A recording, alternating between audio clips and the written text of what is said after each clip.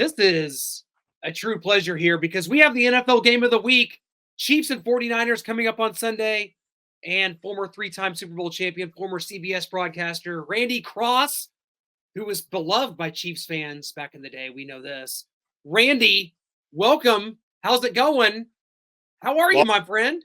I'm doing good. I'm doing really good. Yeah, I just mentioned to you guys, I just got to welcome my third granddaughter into the world. So life is good in that regard.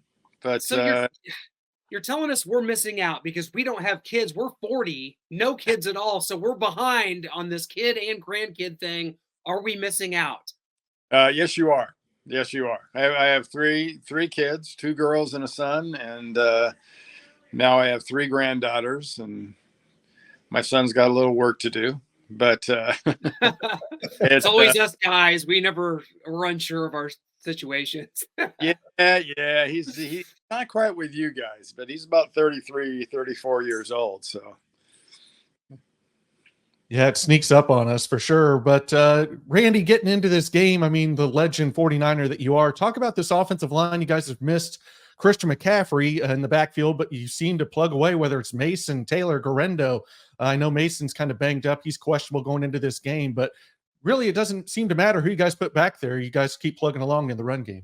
Yeah, it's and I think a lot of the credit there has got to go to that offensive line and the line coach, and the way that Kyle Shanahan's committed to running the ball. They had some questions, I think, when this year started. I mean, they're starting a rookie at right guard. Yeah. Cooney, and he's playing his tail off, playing really, really well. And you got one of the best overall football players in the league at left tackle in Williams. And Jake Brendel, who's at center, is a really, really solid guy. So I think overall those 5 guys have been a great key. And you've got Jusic, who's a real fullback that can catch and run and everything else. And you got George Kittle, who's, about half crazy, but he's a hell of a blocker and an unbelievable football player. So, yeah, it's the guys they have that have been healthy have really, really helped them. And, I think getting Brandon Ayuk to the point where he's starting to contribute again and is starting to be dangerous again, along with, Juwan Jennings and, Debo and the rest of them. So, Chief fans are very familiar with the Niners, obviously from the Super Bowls and whatnot. So I don't think there's going to be too many surprises outside of the fact that you're not going to have to worry much about McCaffrey.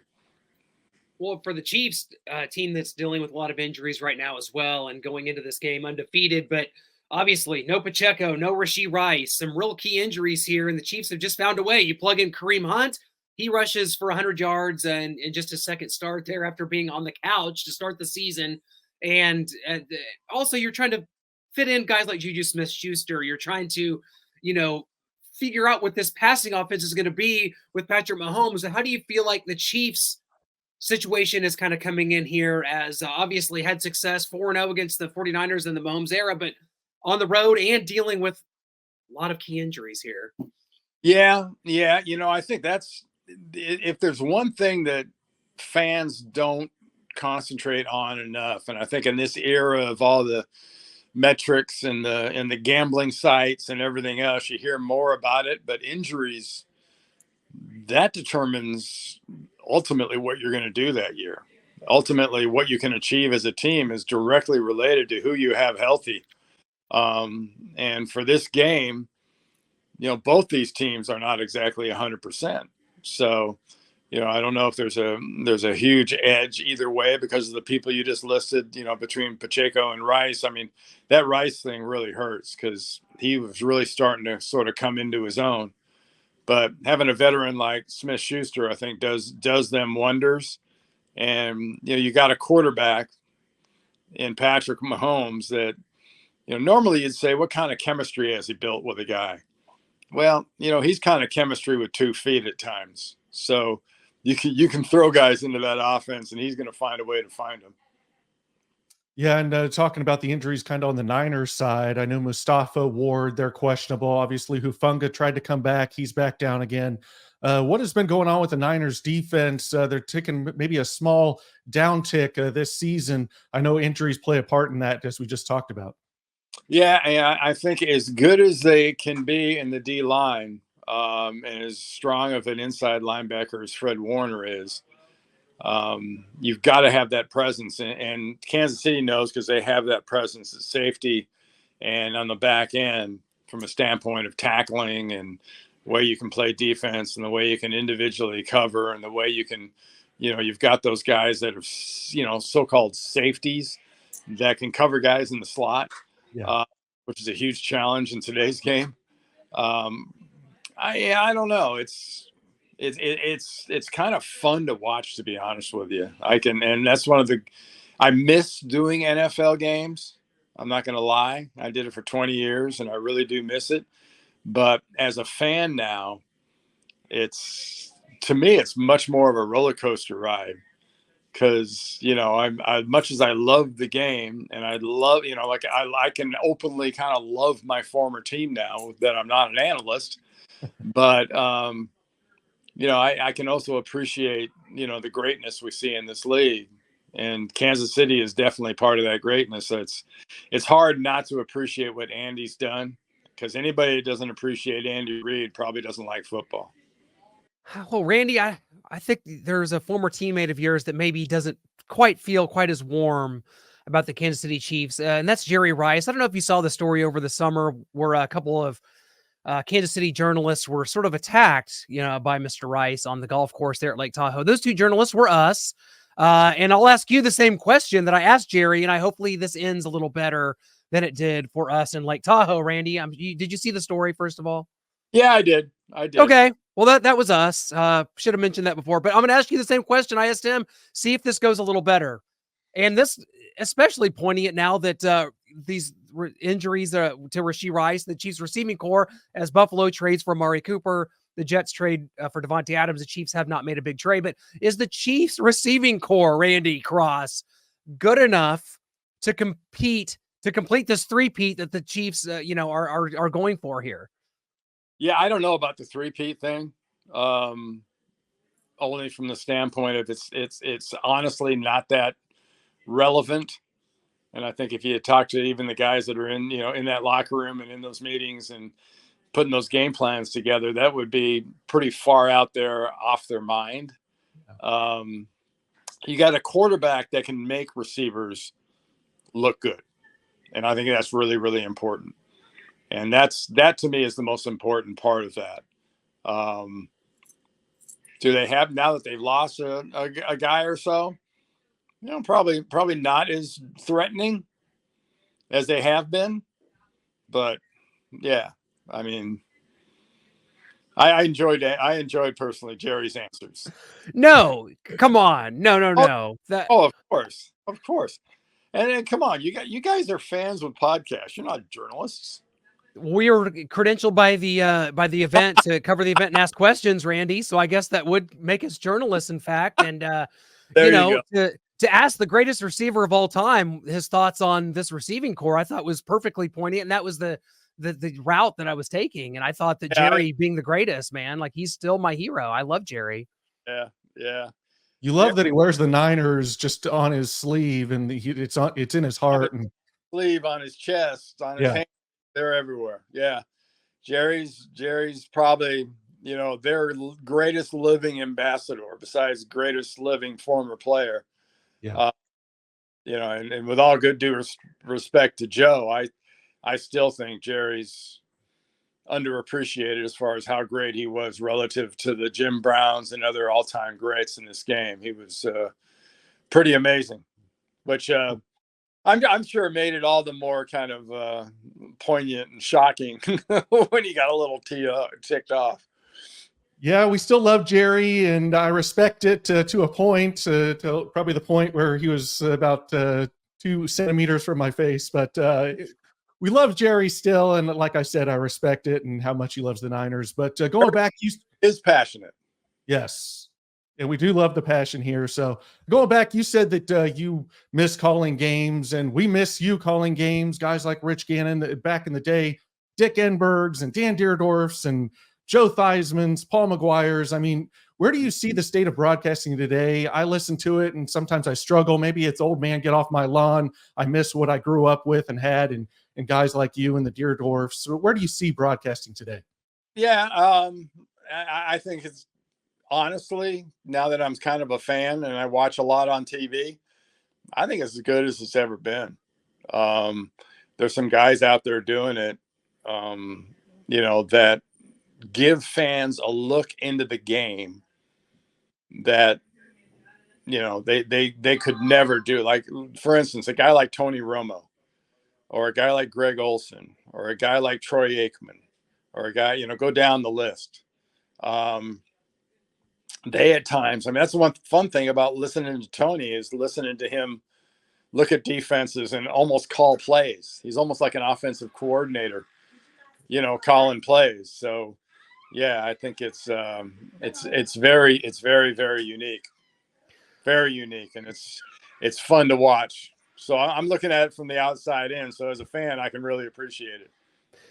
Well, kind of going back to the three-peat thing, you guys were you won three, but you won two back to back, at the tail end of your career there in San Francisco. And then obviously in 1990, the Niners lost to the Giants in the playoffs that sent them to the Super Bowl. And that's what kind of stopped what would have been maybe the first three-peat and only three-peat we would have known in the NFL. So just as kind of an outsider after leaving the Niners, leaving football at that time, to see that they fell short, that it's so rare that we have these opportunities, and now the Chiefs have it.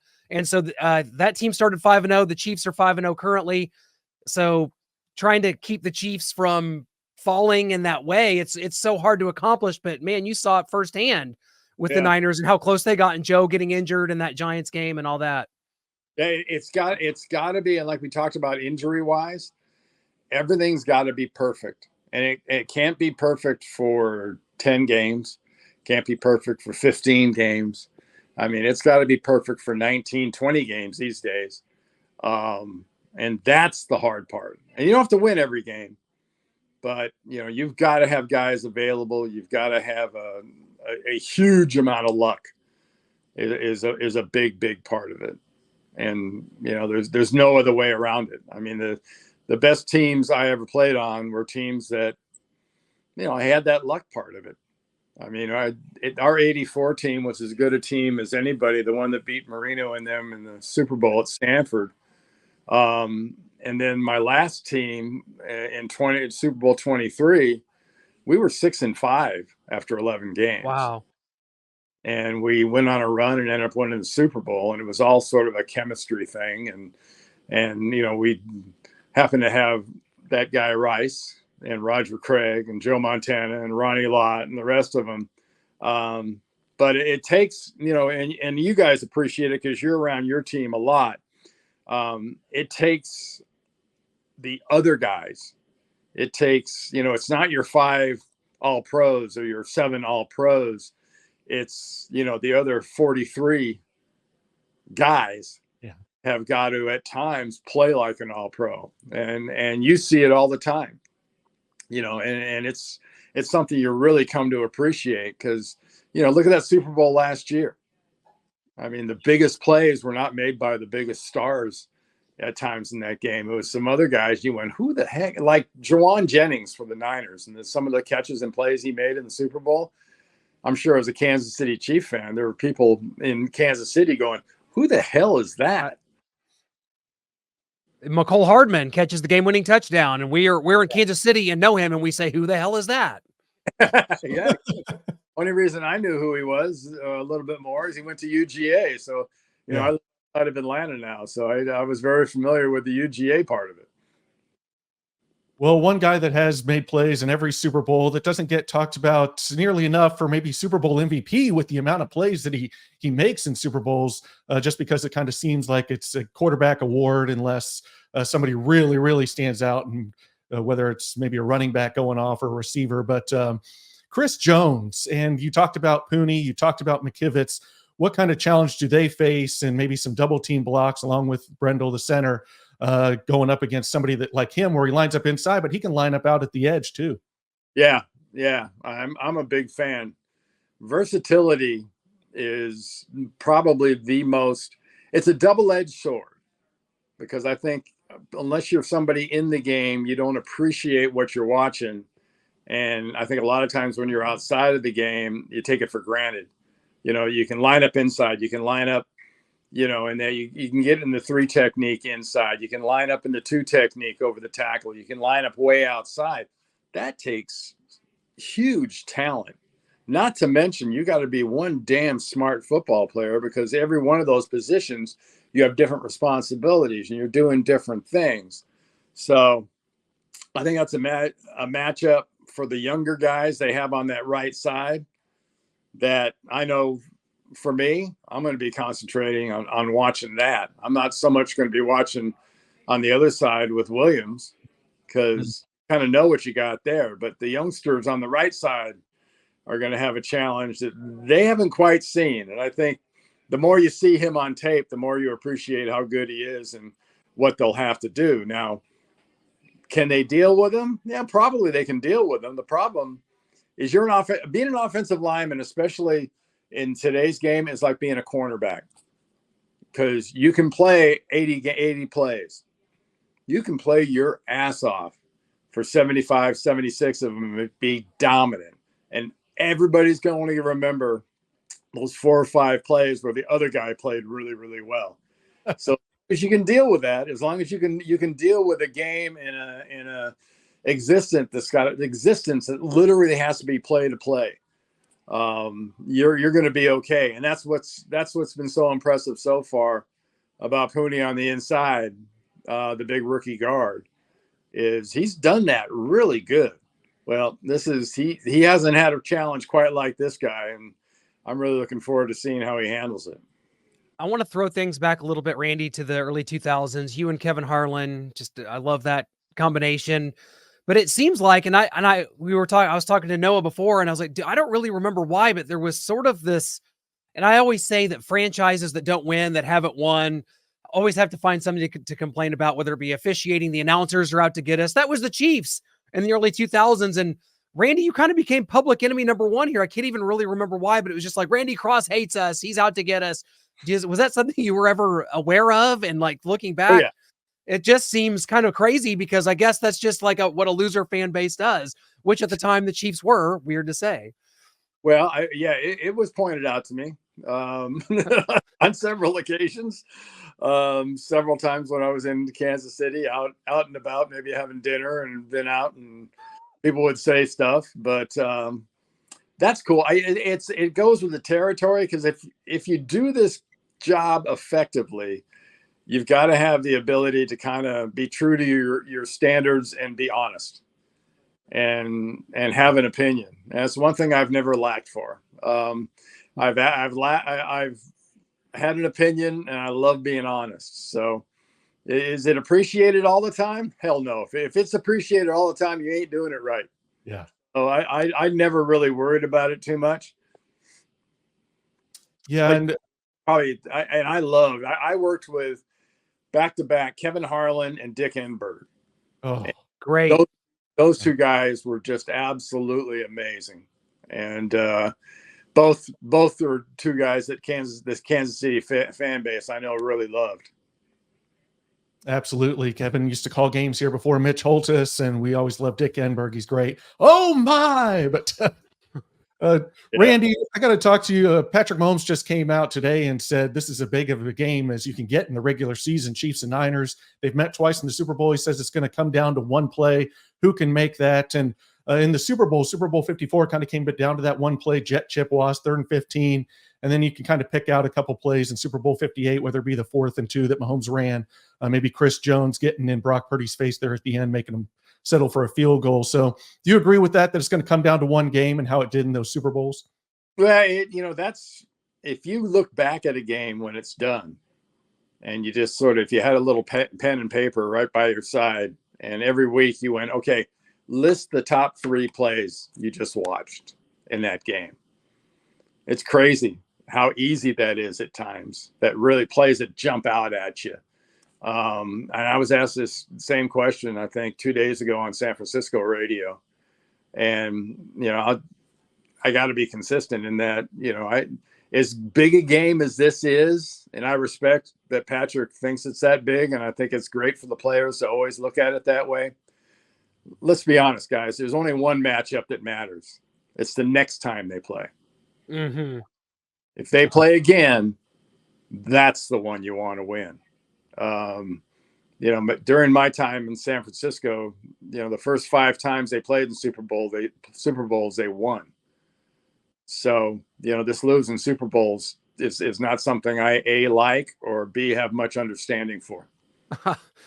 Absolutely. And looking just kind of the rest of the NFC and coming into the year, it was kind of a foregone conclusion. The Niners being kind of the preeminent team in the NFC and been to 2 Super Bowls here. And now we look at it, we've got a team like the Vikings, Jaden Daniels, what he's doing with the Commanders. There's teams out here, the Packers, Jordan Love is back. How do you navigate the rest of the NFC right now? And the Niners have had to deal with a couple losses within their own division and trying to navigate those waters. So the rest of the NFC has something to say about this. It's going to be a tough road to hoe for anyone in the NFC to get to the Super Bowl. Yeah, for them, they're going to have to keep getting healthy and keep getting better. And one thing you have control over is your work ethic and your improvement. The healthy thing is something that you don't have much control over. That's something that has to go almost in the luck department. But yeah, I mean, the NFC, don't forget, if you were started this year and you said, name me the top 5 teams in the NFC and name me the top 5 teams in the AFC, how different does that list look today? 5 or 6 weeks ago, much less a month ago. I mean, because Dallas, what was that? Remember back when Dallas actually had a defense? It's been a while. And Jaden Daniels is the truth. The kid is unbelievable. He can do a little bit of everything. Minnesota's fantastic. It's great to see Sam Darnold getting to do what he can do. So, yeah. And the AFC is – Baltimore's pretty nasty. And it's going to be – and I know they've done it before on the road, but – this is going to be one of those years, I think, on both sides. You're going to really want to be at home in that championship game. You're not going to want to be on the road. For sure. I agree with that. Fred Warner talked about this Chiefs matchup as getting over the hump of the Chiefs. He hasn't beat them yet, hasn't beat Mahomes. And do you think that plays into their mentality at all? Just to get this off of our mind, get this off our shoulders. We can beat the Chiefs. We can do this. A little bit. And it's just sort of that, like, to make a point. There's a famous NFL Films clip of Brent Jones when Steve Young won that Super Bowl against San Diego. Brent Jones kind of came up behind him and grabbed it and said something about the monkey. Get the monkey off my back. And that's kind of where the Niners are right now. Against Kansas City, they've got to get that thing off them. And on the other hand, Kansas City's got to do everything they can to keep that monkey on there. Well, it's going to be interesting. This is just really, we relish in these opportunities when these kind of teams play, and the fact that we have that opportunity more now because of the extra swing game between conferences, and that's why this game's taking place. And it's going to be a great one. I mean, I honestly, not just because Jerry would want me to, but I picked the Niners in our pregame show. I think Noah did as well. We're like, hey, this looks like the Chiefs aren't going to go undefeated, and the 49ers are needing wins right now. I think this lines up kind of perfectly. I picked the Niners, and I think Jerry would appreciate that, Randy, if nothing else. I'm with you from the standpoint of undefeated teams. You look at, do you really want, in today's world of social media and just the media in general and the pressure and the fans, and it comes from everywhere these days. Can you imagine? And it wasn't that long ago that New England had the 18-1 record you'd never want to have. Ooh. Can you imagine? Yeah. 18-0 and going in, or 19-0 and going into the Super Bowl? No, thank you. Don't want to. Thank you very much. That is a that's a piano on your back you don't want. So, yeah, I mean, I wouldn't even worry about it. I don't think anybody in their right mind worries too much about being perfect and being undefeated. Because if you do, you're worrying about the same things, the wrong things. And besides that, there was only one undefeated team. And God rest his soul, Mercury Morris every year had that champagne, and he popped it every year that last undefeated team went down. So it won't be the same without him. Well, we can't wait for Sunday. Randy, we just appreciate you so much. You were such an influence on us as young journalists growing up, what we wanted to be in life, I guess. So thank you for that. Thank you for all the great work you did with CBS, growing up watching you, kind of the tail end of your career when we started to come into being football fans, and those great Niners dynasties, and just seeing the Chiefs kind of, be on the cusp of something very similar to that. It's been great. So we can't thank you enough, Randy. We really appreciate you. It's my pleasure. And I think you guys and all the Chief fans really appreciate what you're seeing. Yeah. Because something that really appreciating the history you're getting to be a part of is probably the most important part of it. Because trust me, around the corner, there's going to be some 4 and 15s, and there's going to be 3 14s, and there's going to be some drafted in the top 5 again. And it's going to then really going to appreciate what you're doing right now. Yes, New England going through it as we speak right now out at Gillette Stadium, even though they are bringing. It's easy to appreciate when you've had quarterbacks like Tyler Thigpen and Damon Heward and Brody Croyles, Matt Castles. So we've been through it. We've gotten to this point, so we definitely appreciate it. Thank you. Thanks a lot. Always an honor. Take care. Thank you. Yep. That was Randy Cross, former public enemy number 1 of the Kansas City Chiefs fans. And like I said, I can't even remember why, but obviously it was the thing, because Randy remembered it there, and he did take Jerry Rice's side in the Lake Tahoe incident. But that's okay.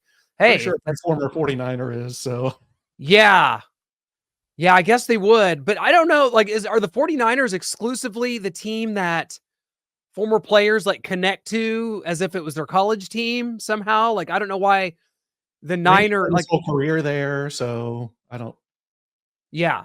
And maybe if you can find a journeyman 49er that played there a few years, played other places, maybe they might take our side and not be so loyal to the Niners and Jerry. But and that era, they were so great, and it was so dynastic, and it was so impactful, and the common bond, so sure. Roger Craig or Ronnie Lott, like, I probably won't, fault them one way or the other, but I like the Niners in this game. I got to be honest. I love the Niners in this game.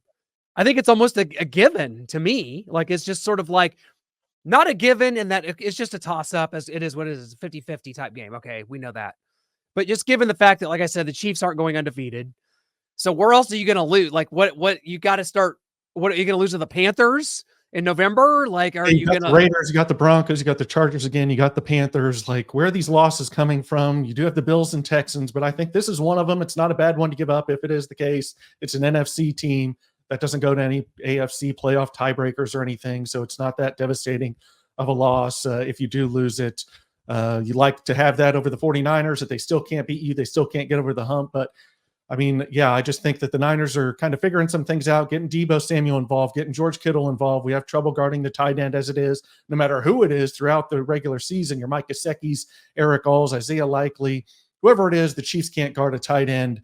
We saw Foster Moreau get in the end zone for the Saints on Monday Night Football. So I think this is just a good matchup for the Niners, as the Chiefs are presently constructed with the injuries to Pacheco, to Rice, to Hollywood Brown. We'll see if they do anything about picking up a receiver. But yeah, I like the Niners this weekend, 24-20. And if not, if the Chiefs win this, if, like Patrick Mahomes says, the Chiefs make that extra play, makes the play that they've made against the Niners every time they played, if they do that again, then it starts to get interesting when predicting the rest of this Chiefs schedule, because you have to start looking at, okay, you got the Raiders coming up. I like the Bucks coming up. That's, I think, in a couple weeks for the Chiefs. So, but you have to start looking at it as in, like, this Chiefs team, like, where are they going to lose football games? If they win this, if they get to 6-0 and they've beaten the Niners and they've already beaten the Chargers and the Bengals and the Ravens, even the Falcons looks like a pretty decent win right now. Where do the losses come? I mean, it's going to be just one of those like, okay, well, maybe they'll rest some starters on their in week 18. Against the Broncos, And maybe they just lose that because Carson Wentz throws 3 interceptions or whatever. yeah, so this is what's crazy. And this is, I think that honestly, I look at this as more of a detriment to the Chiefs this weekend against the Niners than I would if like the Niners were 5-0 or 6-0 as well. Like there's something about the fact that they've not looked that good and they've lost a couple games that make me like, oh, this is 9. Like they want this one so bad. They have to have it. The Chiefs don't need this at all. It's an NFC game. They still are going to be the 1 seed. Yeah, that NFC West is kind of all bunched up. They want to kind of move out ahead of that. They want to get over the hump of beating Mahomes. They want to keep pace for a chance at maybe the number 1 seed with the Lions and Vikings. And I don't know. I don't think anyone's really going to be in contention. Maybe the Commanders, and then the Falcons and the Bucks. And so, yeah, they just need to kind of keep pace with the rest of the top dogs in the NFC and kind of break free from the rest of the pack in the NFC West. I hope you guys enjoyed it. Starcade Stories Podcast, starcademedia.com. That is the website. And Randy Cross, thanks so much for being a part of our show here this week. And a big thanks to DraftKings Sportsbook for sponsoring today's podcast. Use promo code Starcade. Sign up for your new account now at using that DraftKings Sportsbook. Man, you can get, for spending $5, you get 200 in free bets. That's insane. Go do it right now. We know DraftKings. They've been our guys for years doing what we do. And, I think Randy's going to come around. I think he came around to us, towards the end. I think we're good to go now. I mean, hey. Still on Jerry Rice's side. Still That's not okay. going to call us journalists, but I think he likes us as guys, so I'll take it.